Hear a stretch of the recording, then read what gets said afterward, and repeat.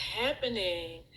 This is your girl, Golden Dark Dame, and it's been a while, but I'm back, and I have much confidence that this video upload is not gonna fail.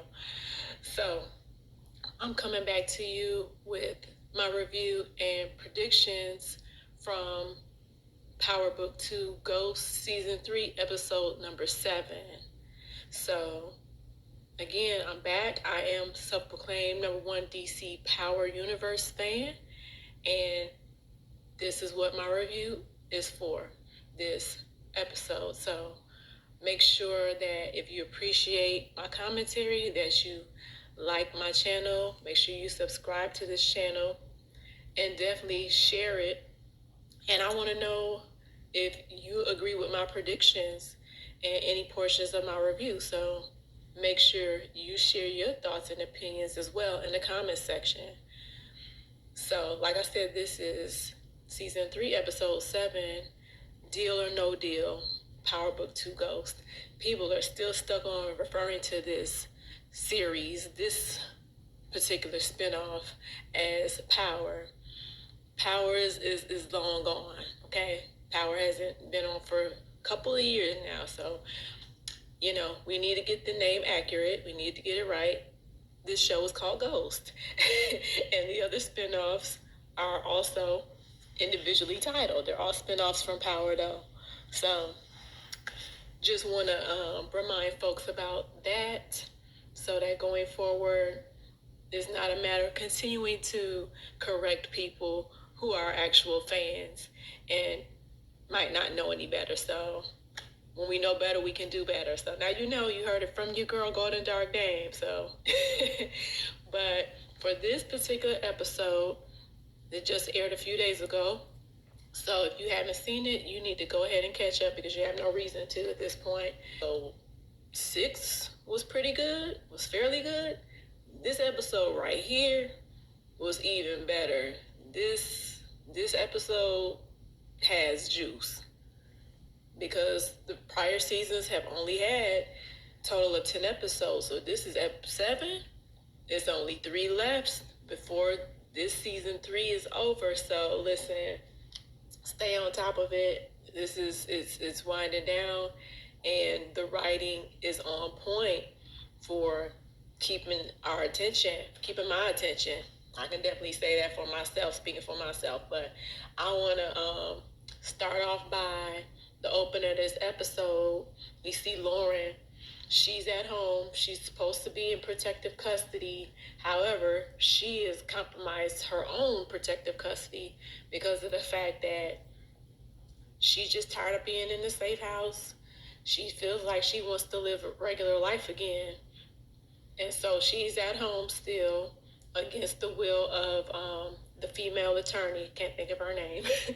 I'm not great with memorizing every character's name, but she's one. So anyhow, Lauren's at home still, home alone, and she calls up Tariq, and she's pretty much griping and moaning to Tariq like, "Hey, what are you doing? Because you're the reason why I'm in this position, and somebody even tried to kill me. So what's going on with you?" And so Tariq is trying to assure Lauren that he has some things in the works, and he's trying to make some things happen in order for her to be able to, come back to life, literally speaking, and, hopefully be able to get back around everybody else and live normally and not have to, continue hiding out in fear.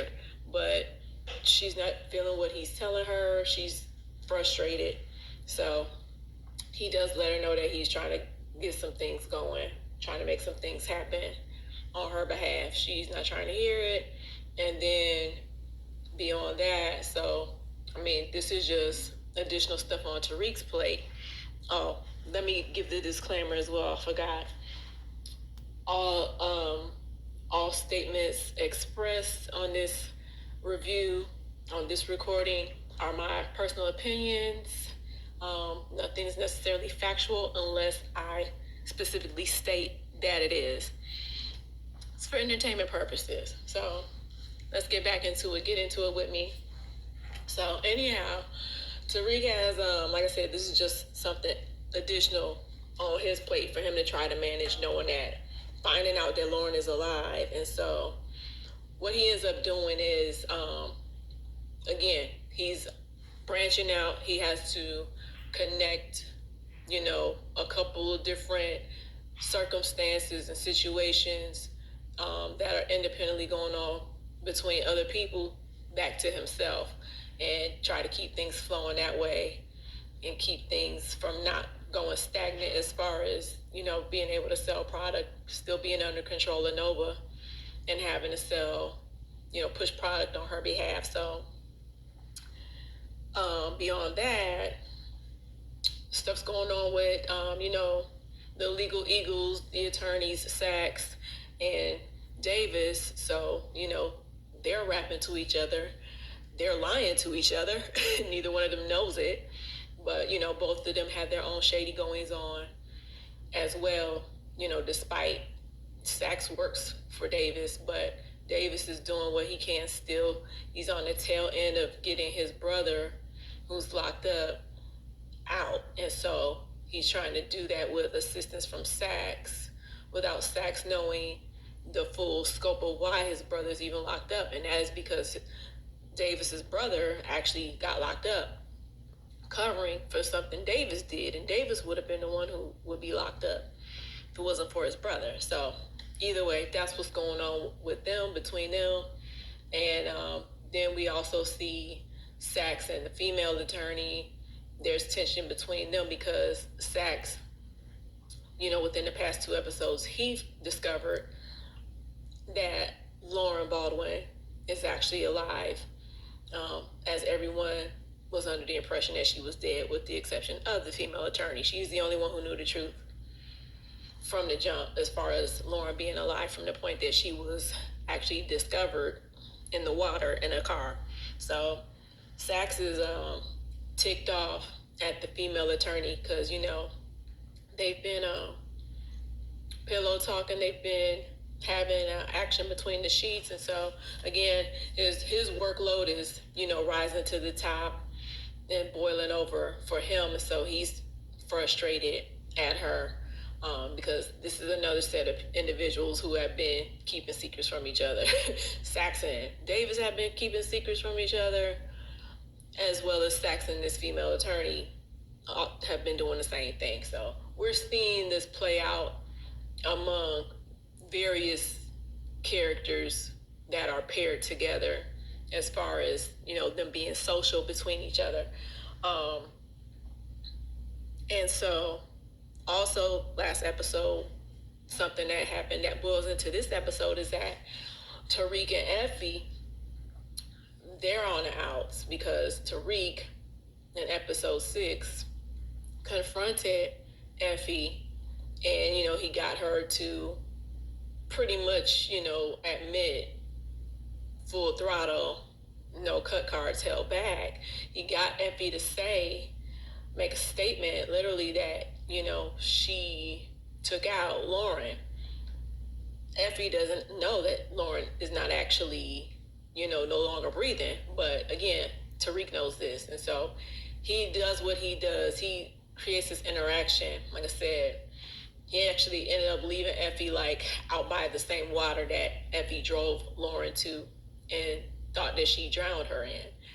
That's where he confronted her about it, and he ends up leaving her there because he calls her out for lying and not being transparent with him about what she actually did to Lauren. So that's spilling over into this episode because he still needs to interact, still needs to communicate with Effie. And so, but, things are not cool between them whatsoever, not gonna be, because he dumped Effie and he ended up getting with Diana Tejada, and Effie got to see that because she came to Diana's door last episode and opens up the door fully, and Effie was able to see Tariq was in Diana's room with her. But anyway, Tariq needs to say something to Effie. He needs her assistance. So again, he has to communicate with her, but we see that, again, there's still very much a lot of static between the two of them.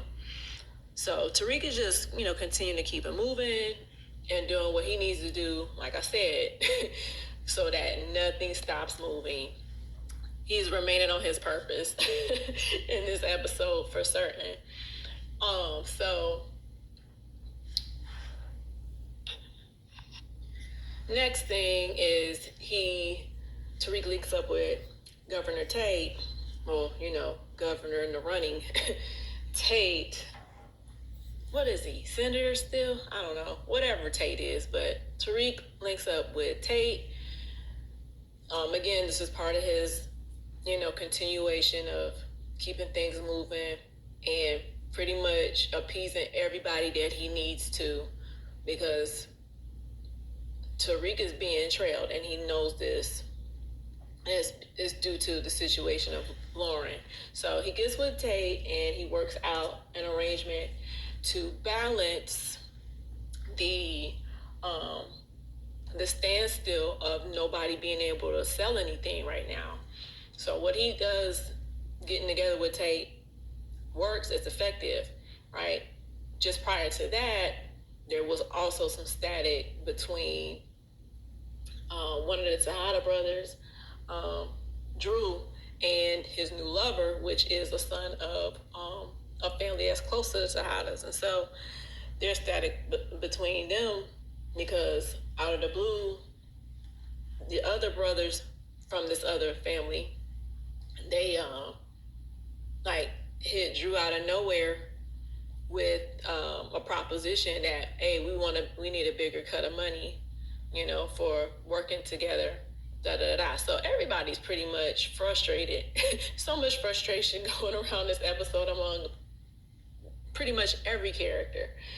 But this is how it's playing out and affecting specifically Drew Tejada. So his new lover, can't think of his name right now, but Drew's new lover, that's one of the brothers to this other family, he takes up for Drew. He's like, hey, telling his brothers, like, chill, don't get hot-headed. We gotta work together. Our families are like blood, pretty much. Y'all know this, like, y'all tripping. And so he gets them to calm down in a moment, and he assures Drew that, he's gonna keep things smooth, get things smoothed over. So, but then Drew gets home, and he sees his mama, Monet. Some dude is at the house sitting up with her. I can't think of this character's name. He's, been in and out. He's been intermittently appearing ever since the beginning of this season. But he is like, I guess he's strongly acquainted with the Tejada family. And we're seeing more of his character because he's trying to push up on Monet, basically. So Drew gets home. He sees the dude, like I said, up in Monet's face. They chilling on the couch. And so he gets heated. He already don't like this dude because the dude acted a little crazy, iffy, when he came to Lorenzo's repast at their home. Previous episode. So Drew gets home. He sees this. He's mad. He's like, he's tripping out a little bit about that. Monet has to calm him down. And then, she sees the guy out, but she lets him know. We can see that they're going to end up linking up again in the near future. And so after she walks him out of their house, Monet is letting Drew know, listen, we need an ally. Like, we got our backs up against the wall. We need as much manpower as we can possibly get. And that's why I had him here, sitting up here with me just now. So it's like, chill out, So beyond that, the other thing that's happening with the Tejadas is specifically with Diana being affected by her new ex-boyfriend. I think his character's name is Salim, but, he's also her manager at her job in the bookstore. And so they're on the outs because, once again, the saying of the wrong thing during Lorenzo Tejada's repast at their family home. So Diana's ex is included in that, and he said some stupid stuff to her when he should have been consoling her instead. he flips the script and pretty much, in so many words, tells Diana that her father's death was what was coming to him. So she had kicked him out of her house when he said that. And so now they're back at the school on the campus, some type of talent show happening, and um, he ends up getting on the mic, jumping on the mic, because it's pretty much an open mic situation. But her ex, Diana's ex, ends up jumping on the mic, and he has this poem that he has written to and about Diana. So it's catching the whole audience, including Diana, off guard. And at the end of this poem, Salim is like, making this pretty much a proposition to Diana that he wants to get back with her, and he extends this rose, and everybody's stuck. It's like a mic drop moment because it's silence. And Diana walks out the room. She, she doesn't do what he expected. I guess he wanted her to approach the stage and come up to him after all that, but she walked out of the whole room. So following that, there's a confrontation. She goes into the stock room, the storage room, and he follows her in there. And he's questioning, what's going on? You're not gonna acknowledge what I just did. You're not gonna acknowledge my public display towards you. So, he's moaning. And she pretty much, in so many words, Diana let him know she ain't really give a F. Very basically. So now, because that wasn't the reaction he anticipated, now his attitude flips, and he's accusing her of, laying down with Tariq. He's like, so it's true, huh? What I heard is true. She's like, what? She's sleeping with Tariq. She said, who I'm effing ain't none of your business. None of your business. And so she pretty much told him off. Then he also brings to her attention his awareness about her selling out of the bookstore undercover. She denies that. He expresses knowing the truth, and he's like, yeah, you can say that, but I'm gonna do something about it. And so in the meantime, you're fired. So then we cut to, again, this here with Tariq and Tate. And so Tariq gives Tate pretty much a valuable insider tip as far as a shipment that's about to come in. And again, he's giving him this info as a means of keep things moving along. So it's a beneficial outcome to Tariq passing on this information tip to Tate. But now it gets to the point where it's making the cops, the legal heads, uncomfortable, because this is just making their case harder, or just giving them more work to do, so to speak, while they're still in the process of trying to put the pieces together and connect the dots. And again, followed by Tariq's necessary interaction with Effie, and he's like, I need that image of that girl that's Nova's daughter from you. This is just, definitely this is to show the viewers that, again, that Effie is still a necessity in this whole situation. And so, actually, correction, because that's not the only reason why he's interacting with Effie. It's also because he's going to take this situation right here and utilize it to clarify something later on in the episode. So had to correct myself on that. He's not just doing this for optics solely, because again, he already knows what she attempted to do to Lauren, and so this is a second time around that they're actually having indirect or secondary dialogue about it. This ain't even the reason why Tariq came to talk to Effie right now, but again, the thing about Lauren comes up once again, because this is the reason why Effie is still on the outs and struggling right now. Okay, so the next thing that happens is that we see some quick things that people are getting wind of, including Braden is seeing some suspicious things at work, at the family firm of his, as well as we see that Diana communicates directly with Monet, and it appears that the long-standing static between the two of them, which it had waned off in a very strong way, but it had kind of arisen again with the cop coming in their house and Diana setting him up to the point that she didn't know that Monet was gonna take him out. So that had kind of thrown static back up between them, but now that's back on the downslope again because Monet calls Diana and Diana finally answers. And so they pretty much have some, I guess we can say, you know, heartfelt interaction because the conversation amounts to Monet, just giving Diana some encouraging words, not very specific of what Diana's circumstance is, but she's just letting her know, like, whatever it is, I know you can, get through it, get past it. You know what we do. I know you got a brain, so you can figure it out. I know you can figure it out.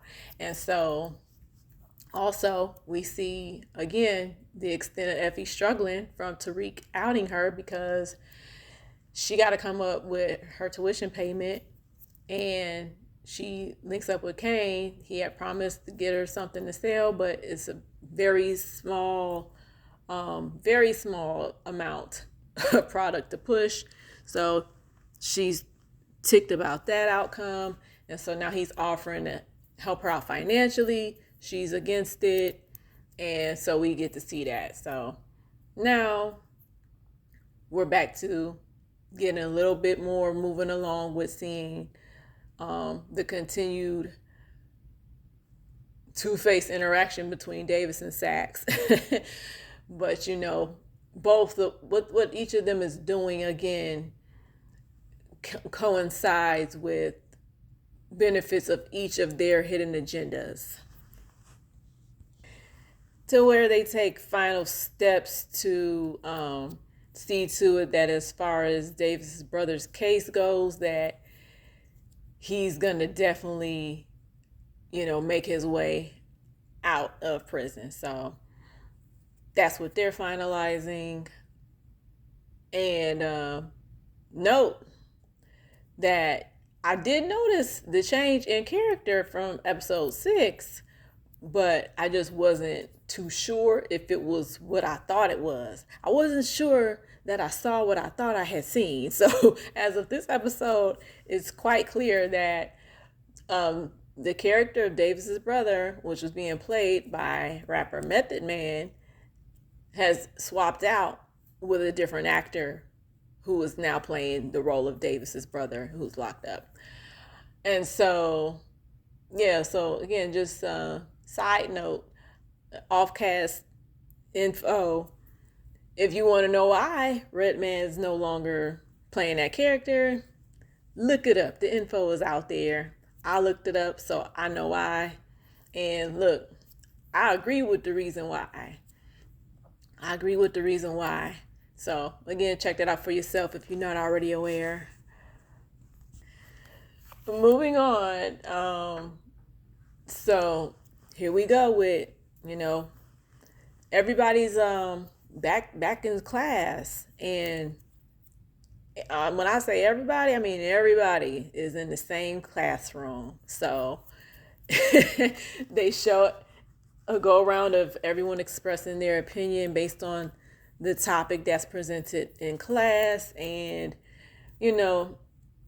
just about everybody, every character who says something has a little bit of chip on their shoulder to go along with it, because they're exhibiting whatever angst or hostility throughout their answers their responses to the class topic among each other. It's like everybody's opinion is inclusive of uh, deep-seated personal perspective, right? Definitely not from neutral perspective, but we see that, and it's kind of like, again, what I said earlier. We see everybody is pressed in this episode. Everybody's struggling and, feeling under pressure from some source. So now we got Diana. She's figured out how to navigate the situation with her ex Salim, and she busts him out. She letting him know she just got the scoop on his history, like literal, his history of how he grew up, where he grew up, with whom he grew up, like who raised him. Because in that same scene that I just referenced, when they were in the classroom, he makes mention of, again, his personal upbringing and how it pertained to the conversation. And he said, well, my single mother taught me this, that, and the third. Now, guess what? Diana took that tidbit of info and she ran with it. And so now she's throwing it in his face. Like I said, she's exposing him. She's letting him know, okay, I know the real deal about you. So pretty much this is her means of either blackmailing him and or, continuing to do what she needs to do at school under wraps with, whatever her operation is or however she needs to pivot her operation. Because remember, her late father, Lorenzo, is the one who had her set up to sell at school against her desire. But before his character was taken off the cast, taken out, the last thing that he told her was, all right, you good. I'm going to have you stop your operation at school. You don't have to do it anymore. He pretty much relieved her of that obligation. So that's the last thing he told her. But then next thing you know, his throat got slit and he's gone. So again, Diana is just pretty much gaining control of her situation directly, with the key person who is standing in her way, so to speak, right now. And that's Salim. So she checks him. She lets him know, like, hey, you ain't about to do Nathan to me because I got the scoop on you. And I know for sure you don't want everybody to know the real deal, the true story about you. Like, I know now. And I'm showing you that I know.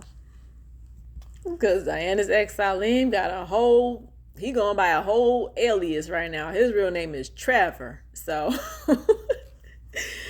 but next we see Kay and Monet setting things up, and this is going to clear the path for Monet to not be guilt-ridden for what she arranged for Lorenzo to be taken out by her son Drew's new lover, one of the brothers from the close family is close to the Tejadas.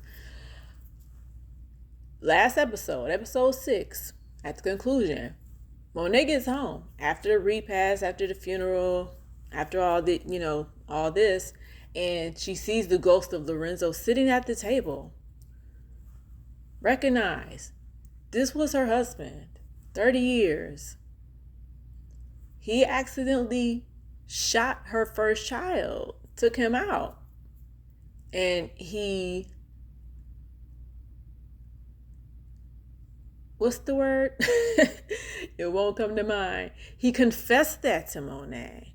However, she was so distraught in realizing that, number one, she already knew that before he told her, but once he did admit it to her, listen, she's not holding back any emotional outburst about it. So she set him up to be taken out. So all that being said, she gets home, she sees the ghost of her husband at the table telling her, you're not going to get away with what you did.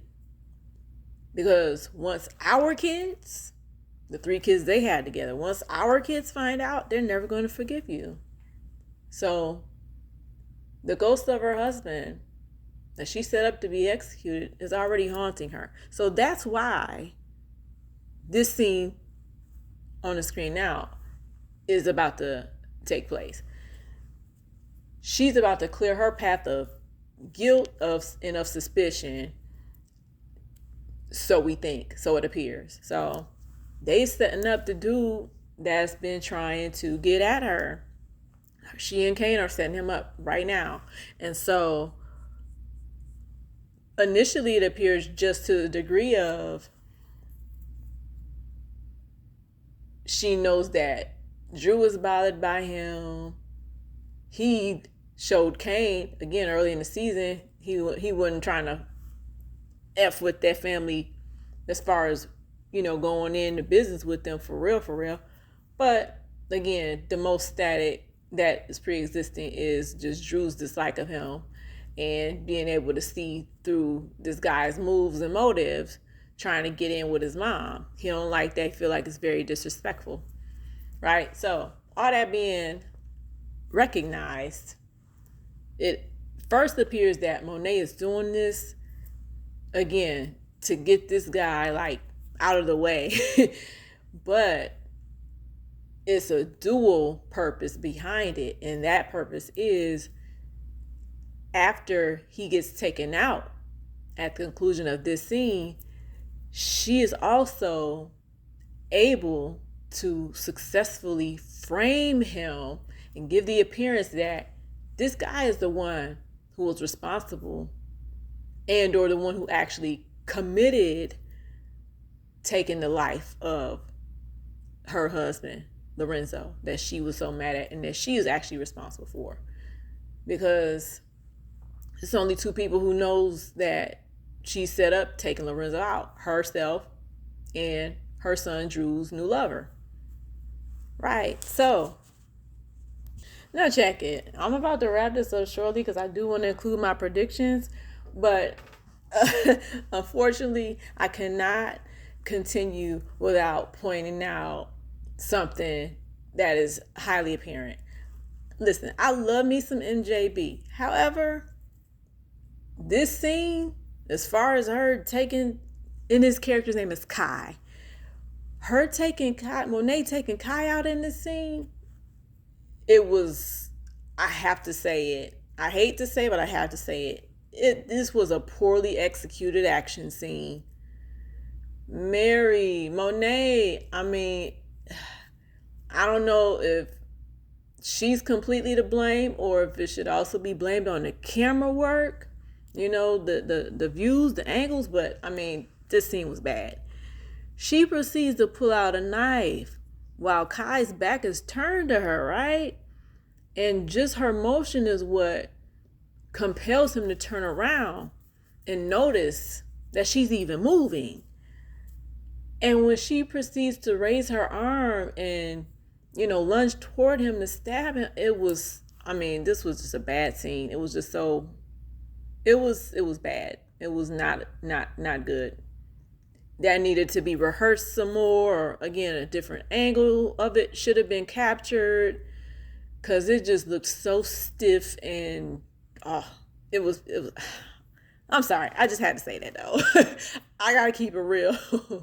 Again, day one MJB fan, but Monet, I mean, you didn't look like you was really trying to kill Kai. Like it wasn't believable. Either way, like I said, she framed him after she stabbed him. She actually wasn't able to stab him because Kane had to run in and pull the trigger on him.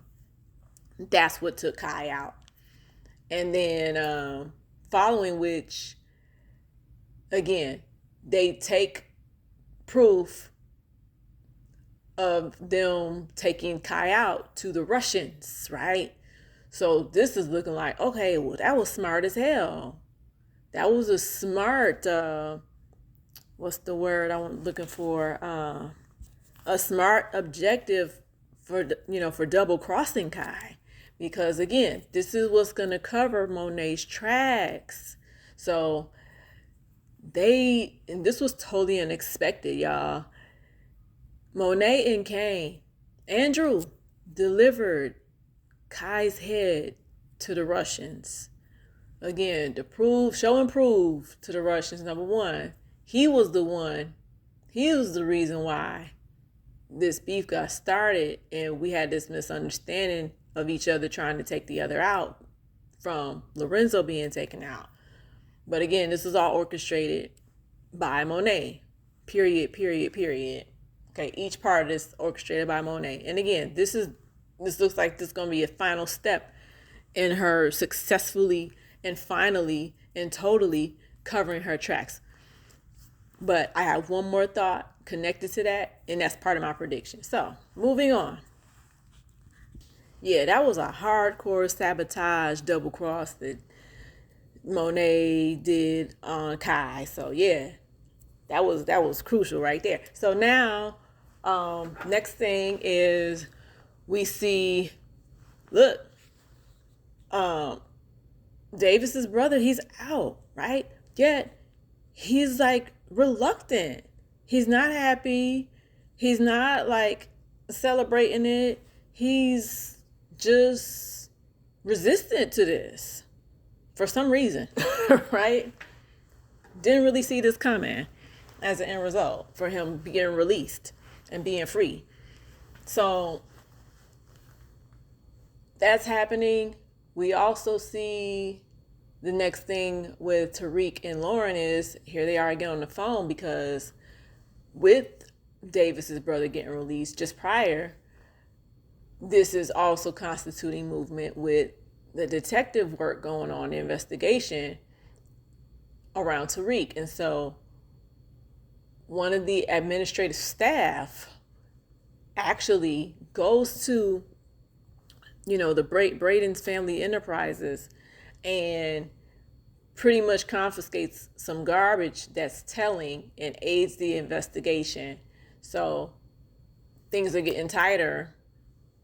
The legal heads are able to wrap things a little tighter now, getting closer tying a bow on this. And so this also negates literal and physical movement of Lauren. So they're about to take her once again to protective custody, out of her home, back in the back in the WITSEC, okay? And so she is giving Tariq a tip that that's on the verge of occurring. So he's like, okay, I need to see you face to face before that happens, da-da-da.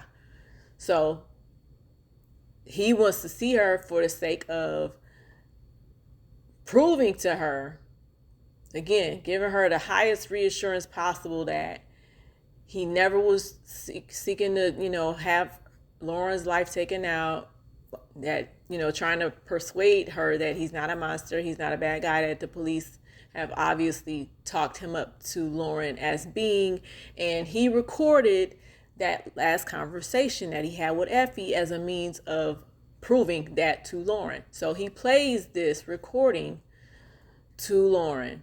Now, in my opinion, he could have done that shit over the phone. He could have put her on speaker and played it to her over the phone. But either way, clearly they wanted us viewers to see Tariq and Lauren, in the same space one more time, I guess, before she gets taken back into WITSEC, because we don't know how long it's going to be before we see her face again, if and when she'll be out of WITSEC and safe for it to be known that she's living and well, right? Alive and well. So that happens. And the final piece of the episode, and again, that's why I say this joint was, this was a juicy storylines episode. It was like that. So then we see Drew and his lover, they're laid up, right? And they're talking, and he lets Drew know that, talk some sense to my brothers. Everything's cool. Everything's on the straight and narrow. You ain't got to worry about nothing. I got you, da-da-da. So pretty much they're having this bonding moment, right? And, it's given the sense that it's actually solidifying their romantic dynamic. This is beyond the business. Like they feel like they're getting closer to each other and that they can actually impart, genuine trust in each other beyond just a working relationship, right? So the lover I still can't get his character's name, but the lover of Drew, he jumps in the shower, right? And for some reason, Drew gets on the phone. For some odd reason, he sends a text to the phone number that was the number to the phone that was on Kai after Kane and Monet took him out, right? Took his life. For some reason, Drew sends a text message by mistake, but the fact that he even has this phone number saved is why I say, for some strange reason, he sends a text to this phone number. Drew sends a text to this phone number by accident, right? But guess what? His lover's phone makes a notification sound. Why is my lover's phone making this sound? Because that's the number that was in Kai's phone that received the text from Kai the night that Kai got killed. Well, damn, that's a dead ringer, literally speaking. And so it doesn't take long for Drew to connect those two dots and realize that, right? He wastes no time. He wastes zero time pulling out a gun, walking towards that shower, and listen, he pulled the trigger on him. And so as he was making that move, walking towards the bathroom, I said out loud, "No, don't do it." I said, "Don't do it." Now listen, I knew that the situation was bound to occur, right? I just didn't think it was going to occur this early on in the show, this early on in the story, and not this soon after his lover took out his dad. I thought it was going to be more things to occur in between Drew finding out who actually took out his dad, Lorenzo. So this was a major surprise to me, just due to the timing of it. Not it happening, but the timing of it happening is what had me taken aback, right? So, because again, this is episode 7. Nonetheless, Drew pulled the trigger on his lover. And so they're at the penthouse where Drew and Kane are living, by way of Monet's guidance. So Drew shot his lover in Drew's shower. And so shortly after he pulls the trigger on him, and his lover saw it coming. So that's another reason why I was thinking, well, damn, maybe Drew won't pull the trigger. But no, a few seconds later, he proceeded to pull that trigger anyway. And he shot him in the chest. I think he shot him in the heart. But at minimum, he shot his lover in the chest. And so moments later, Kane, enters the room and, he sees the scene and, he assesses that his brother just shot his boyfriend in the shower. And, he reaches out to comfort his brother because Drew just automatically breaks down crying at this point because obviously he's devastated not only by the discovery that his lover had anything to do with the death of his father, but that he was compelled to take his lover out simultaneously. So that's what just happened. And then we see, obviously this matter because it happened, in their residence. Monet makes it out there. Kane is pretty much finishing cleaning up the mess that Drew made, and Monet shows up and she comforts her son Drew because she's aware that, you know, he's got to be heartbroken, but also it gives us the same, in the same moment, it gives us simultaneously the vision that, again, this is all her doing. This is Monet's doing. Okay? This just happened. This just resulted because of her. So, again, we get to cross that T and see that she orchestrated this, and this is the means of her covering her tracks. And so the episode concludes with everybody, the Tejada family, coming together for dinner. You know, everybody's present, including Diana. Surprise, surprise. So, I mean, she even makes a statement indicating, I'm glad to be back. I'm glad I'm back. As if she had been, you know, away for so long. But everybody's at the table, obviously not including the late father, the late patriarch Lorenzo. Everybody's at the table, Monet's sitting at the head, and it seems like they're about to have, you know, the first warm and cohesive family dinner together in a minute, until moments later we see an infiltration with people entering the house, heading straight toward their dining room with guns pointed. And who is it? It's the cops. It's the legal heads. It's the sergeant and the female lawyer that have both been working along with Sachs. So they bust up in the Tejada home and break up their dinner. They come in there with an arrest warrant for who? Take a guess.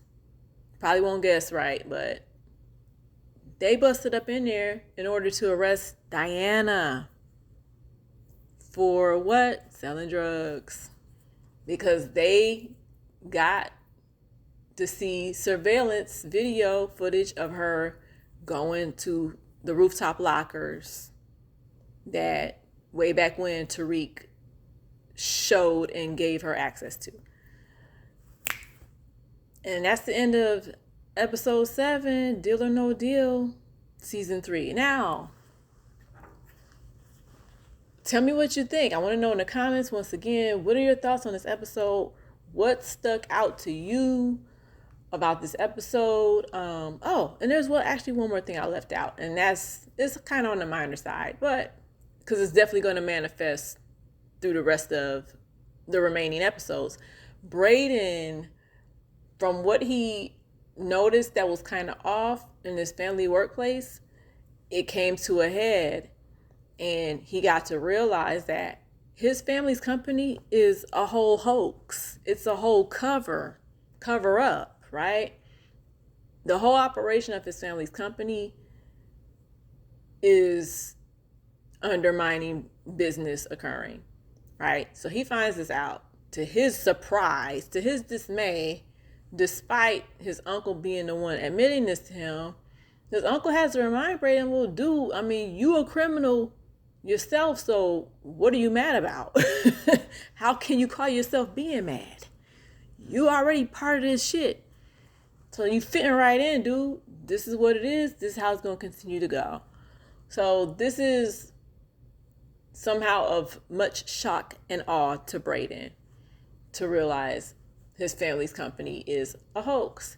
And also that, you know, his uncle's assistant, the girl that Brayden's been laying down with, she's well aware, but, you know, he is expressing feeling betrayed by her because of the fact that she's in on it. It's kind of funny to me, but either way, this all happens at the end of this episode. And so my predictions for some of these situations that occurred is, and not necessarily to occur in episode 8, but just, again, predicting results from what occurred in this episode, Deal or No Deal. Number 1, Monet covering her tracks, right? So any and everybody who knew that she wanted her husband Lorenzo to be taken out and that she arranged to make that happen, they're all gone, right? They're all wiped out, right? Anybody she could possibly, use to frame to get the scent off of her around it, they're all gone now, right? Because she just had Kai taken out between herself and her son Cain. They took Kai out just now. Who else? I mean, Lorenzo himself is gone. She set him up to be taken out by Drew's lover. Drew just took him out, so he's gone. So who else knew about this though? Who else actually knew and still knows that Drew's lover took out Lorenzo, but it was after the fact of retribution? He did it out of retribution because Monet ended up telling him that Lorenzo took out his dad. But who else knows about Monet's angle around this, okay? There are still people. So guess what? Her tracks are not totally wiped clean. Her tracks are not covered. Because, number one, Cain knows. Because Lorenzo got Cain to help him frame and kill a whole nother dude, giving the impression to Cain that this dude is responsible for Zeke's death, right? So Cain already knew that his dad, Lorenzo, was the one who killed Zeke. And Cain was the one who told Lorenzo, yeah. Because Lorenzo admitted to Cain that he accidentally killed Zeke. So subsequently, Cain ended up letting his dad know, yeah, I think mom might know that you was the one who really did that. Cain knew flat out because, again, Lorenzo admitted that to Cain. And subsequently, Monet started asking Cain questions around it because Lorenzo was dragging his feet to find out who did it because he was the one who took out Zeke. So, again, this is just a reminder if you don't remember any of this. Again, I'm just trying to state my prediction that Cain knows that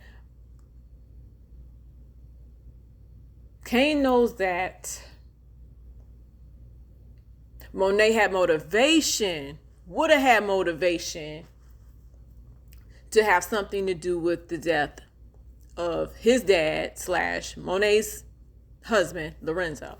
Cain knew that Monet had motivation and had some level of awareness of what Lorenzo did, which would have motivated her to want Lorenzo gone. Okay? Who else knows? Monet went to the widow of the man that her husband Lorenzo took out. Okay? Remember, she told that widow, can't remember her character's name, but she went to her bar and told that widow, I know who killed your husband. It was my husband. Remember? This only happened like 3 episodes back. So that woman knows the same thing as Cain, which is that Monet had motivation for wanting Lorenzo dead. Okay? Now, she has no idea, however, that Monet got her son to kill Monet's own husband. But again, she knows just off the basis that Monet came and admitted to her that my husband Lorenzo killed your husband. She knew. Again, that's easy bait that Monet was trying to get her to take. as a reason to retaliate. Clearly. So these are the folks who could, possibly sniff out a trail to identify Monet having involvement in the death of her own husband, Lorenzo. Okay? That's if, though, definitely if that widow gives a damn, because she already let Monet know, like, sweetie, okay, you telling me this, but I'm not gonna move on that. I'm not gonna make no moves off of you telling me this information. Nah, I'm okay. I'm gonna be all right with it. I've already made that choice. Da da da. Kane, however, may easily use that as a tool against Monet in some way in the future here.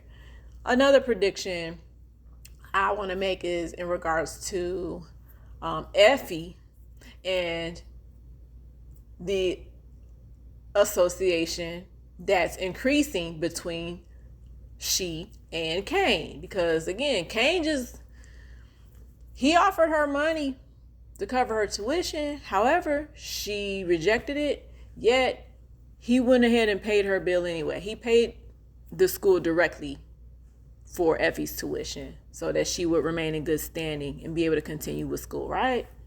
And they show her, send him a text to indicate, okay, I see what you did, So I think definitely something's going to progress between the two of them. If for no other reason aside from for business purposes, for product pushing purposes, because obviously Effie is still trying to do that. She wants to continue pursuing that. But I think that Kane is going to push up on her because it might not be strongly apparent to a lot of other viewers, but to me, Kane still is holding some level of like resentment or animosity towards Tariq. And I think that that's going to be played up again here shortly. And when and how that gets played up between those two characters again, Kane is going to seek to use Effie as support for him to go against Tariq. So I see that happening. What else? And I want to say one more surefire prediction I want to make is pertaining to Lauren, Tariq, and the legal heads, because again, they're taking Lauren back into WITSEC. Tariq, they're showing that he kind of, at a minimum, he wants her to be protected, but he might actually want to get back with Lauren. And so because he has hooked up with Diana, he comforted her while she was grieving her father, the loss of her father. And remember, Diana, was the one who kissed Tariq first, but it takes two. So he indulged her, he entertained her. So even though Diana and Tariq have done the do, with him being on the outs with Effie, is going to end up being Tariq finding himself being torn between trying to choose between Diana and Lauren. So I think that's going to become a conflict that gets blown up and highlighted, and expanded. I can't say too much about what the legal heads might do next, because it's going to be a cross between them trying to hone in on Davis, because of what Sachs is going to find out now that he helped him get his brother out, and what they're going to do, continue to pursue this investigation against Tariq. So the legal heads, they might travel in two different directions, or just focus on one direction for this next episode, for episode 8. But we'll see. So that's my review of this episode, my prediction. And so please, again, leave your comments, share your opinion as well. Thanks for checking this out. Like I said, I know I have been off for a while, but I'm back on. And make sure you like this video, share it, and subscribe to the channel so you'll be ready for my next review, my next video. So I hope you enjoy. Again, this is your girl, Golden Dark Dame. Make sure you also follow my IG, GOLDNDRK_DAME, Golden Dark Dame, on IG. Follow me, and I'll see you, and I want to hear you.